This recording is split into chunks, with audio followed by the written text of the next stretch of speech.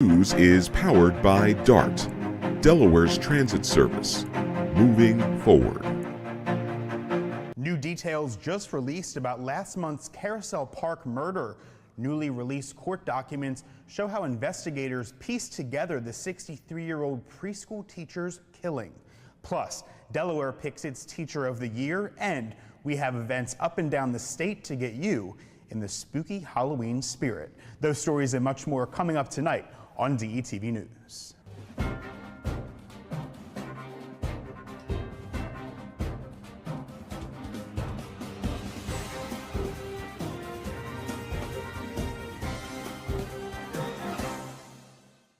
Good evening and welcome to DETV News. I'm Matt Ford. Thanks so much for being with us tonight. Making headlines today, a Middletown High School engineering and science teacher was named the 2024 Delaware Teacher of the Year at a banquet Wednesday night in Dover. Corey Hafer is now eligible to be named the U.S. Teacher of the Year.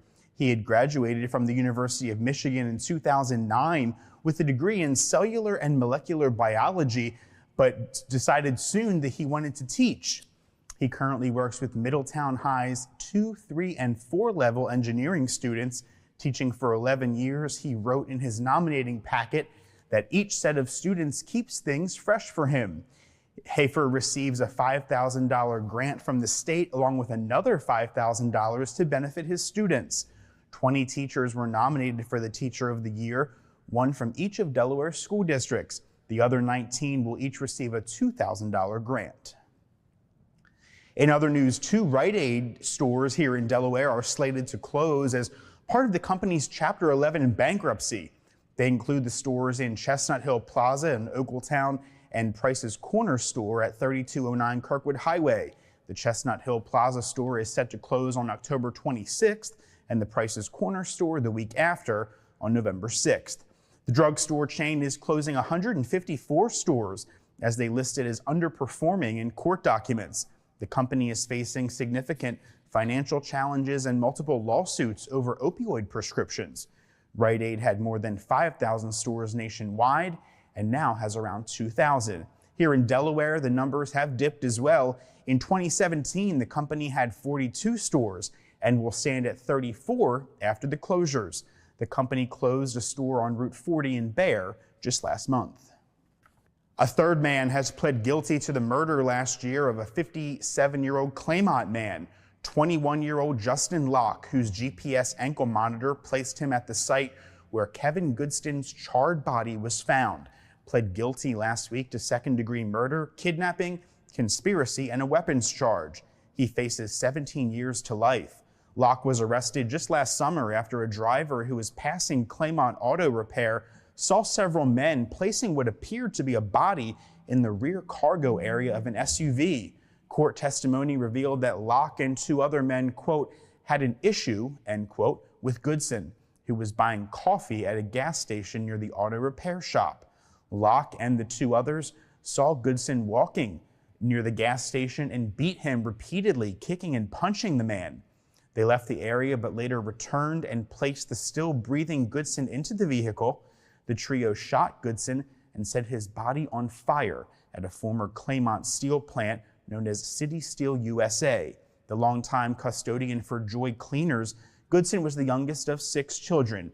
It was not known when Locke and his 2 conspirators will be sentenced. And more details are coming about the death of a Concord preschool teacher. They were made available Wednesday with the unsealing of court documents. The body of 63-year-old Cynthia Almafitano was found late last month in Carousel Park. 1 week later, her 66-year-old boyfriend, Stephen Heck, was charged with the crime. Documents show that Almafitano was killed in Pike Creek shortly after the couple returned from a weekend getaway in Rehoboth Beach. The cause of death was listed as strangulation and numerous injuries. One relative, who was not named, told police that the pair had a tumultuous relationship and a recent breakup. The victim had kicked Heck out of her home and expressed a fear for her life. Court records show that Heck was first questioned after Almafitano did not show up for work, but he refused to answer any questions. Officers found blood in his car and he was arrested shortly thereafter. He remains in custody after failing to post $1 million cash bail. To Kent County now, where state police say they're investigating a serious crash in Dover that left one motorcyclist dead on Tuesday. State police confirmed the crash happened on Hazlettville Road. It's between Apple Grove Road and Rose Valley School Road on October 18th. Authorities say a Dodge Ram was traveling west on Hazlettville when it attempted to turn left into a driveway. The truck turned in front of a motorcycle, that's according to police, and struck the motorcycle. The motorcyclist, an 18-year-old man from Dover, was ejected by the impact. He did die at the scene. Authorities are withholding his identity pending notice to his family, of course. The 57-year-old driver of the Dodge was not injured. Police are asking any witnesses to call them at 302-698-8518. And 4 people face multiple charges after a 2-state police pursuit that started in Dover. It happened early Monday morning when police reportedly spotted a stolen van on Route 13 and attempted a traffic stop. The vehicle then took off, heading south towards Camden and then west into Maryland. State police units from Delaware and Maryland joined the pursuit, which ended 45 minutes later in Easton, Maryland, when the van pulled into a driveway and the driver took off on foot. 38-year-old Joshua Collins of Felton, Delaware, was tracked down by a Dover police canine unit and taken into custody. 3 other people remained in the van and they were arrested without any issues. They have been identified as 32-year-old Holly Ramsey of Felton, 39-year-old David Evans of Dover, and 31-year-old Katie Miller, also of Dover. Police say an 11-month-old baby was found in the van, who they turned over to the Delaware Division of Family Services.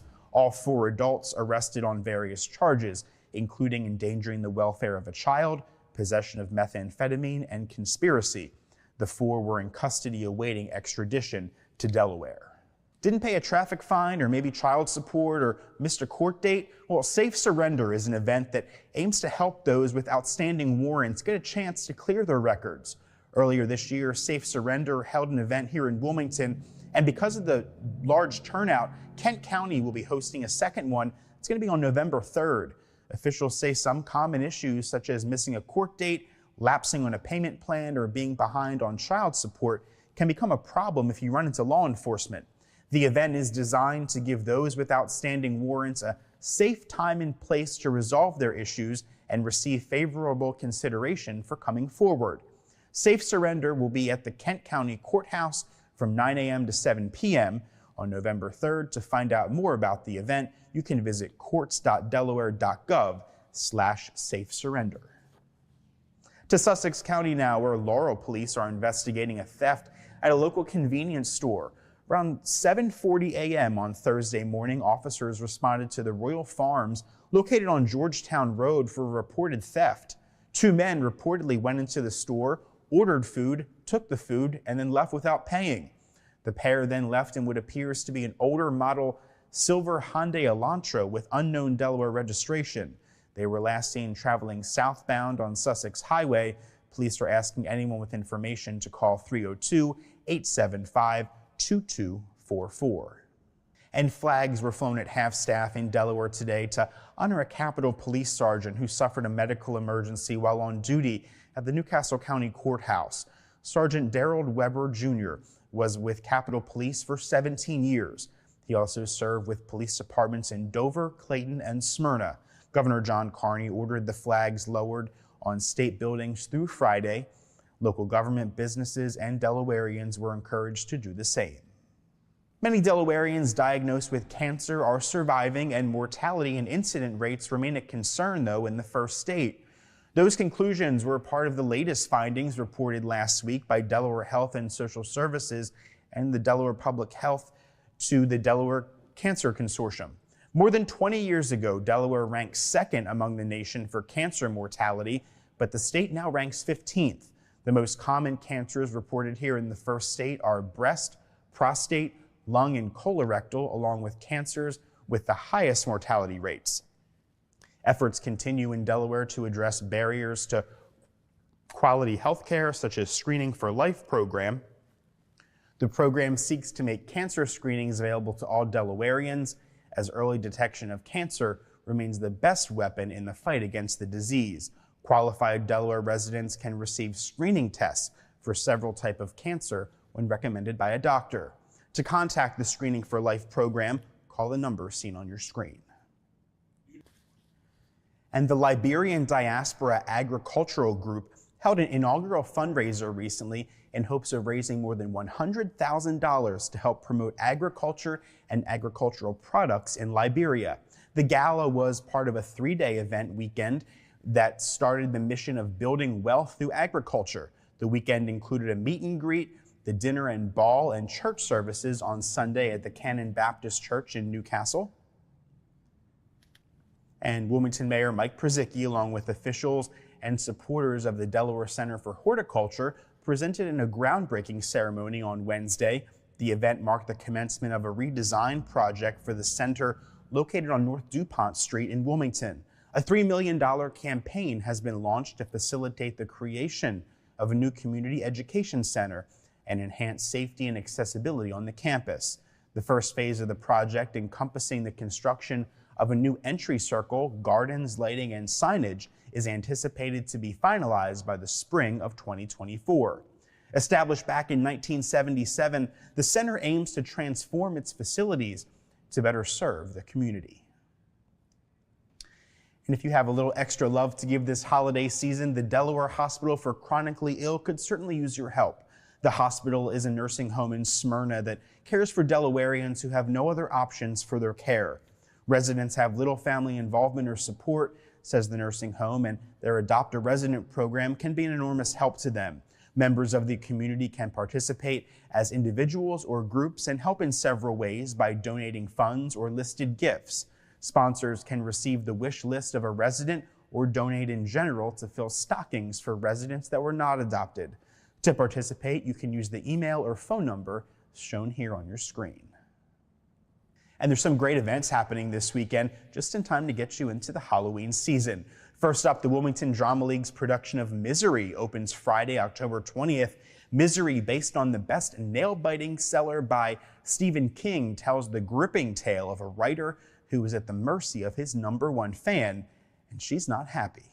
It's a great show for goosebumps just in time for Halloween. Misery runs through October 29th. Head to wilmingtondramaLeague.org for tickets and showtimes.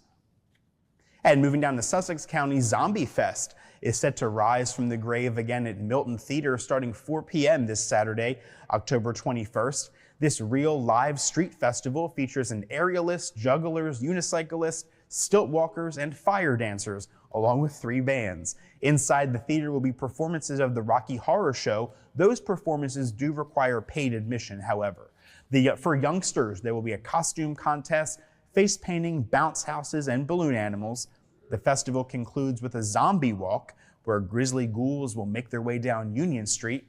The event, held rain or shine, is free to the public. For more information, head to miltontheater.com/zombiefest. And Halloween will come and go before we know it, and just beyond that, it's Thanksgiving, and that means the annual turkey drive. That's right, it's only 32 days until Big Ives Turkey Drive. Up to 100,000 people, many of them senior citizens and families in need, have been fed a Thanksgiving dinner in the past 4 decades of the Storm and Norman Oliver Thanksgiving Turkey Giveaway. Last year was Oliver's final turkey drive, and he personally passed the baton to none other than our Ivan Thomas, the founder and creative driving force behind DETV. Thomas has set up a website where you can donate or volunteer to help lend a helping hand to the thousands of turkeys that are going to be collected. Just go to the address seen on your screen.